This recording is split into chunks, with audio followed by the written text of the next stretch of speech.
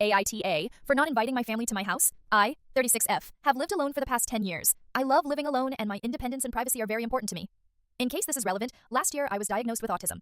When I first moved into my house, my parents would visit maybe a couple of times a month, just for drinks and a catch-up, and maybe to watch some TV one evening after work. This always made me painfully anxious, and I would spend a long time cleaning and tidying and worrying about them coming. When they did visit, my mom would always comment disparagingly on my cleanliness and tidiness, and would peer into closed drawers and cupboards and rooms. I felt this as an intense violation, and would ask her not to do it, but she would always either deny it or insist she was doing nothing wrong. My mom is quite a volatile and emotional person, and her visits would often end in arguments or getting upset. My home is my safe, peaceful place, and I felt that disturbed it. Then COVID lockdown came and visits weren't allowed, and I felt so much more comfortable in my home.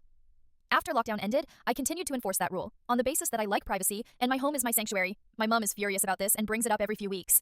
I still visit my parents fairly regularly in gatherings of the wider family, and I do really value spending time with them. But last time I went round, she started talking about it being time they visited me instead. I said I'd rather they didn't do that, as I prefer to visit them. She said it's not fair that I go to their house, but they can't come to mine.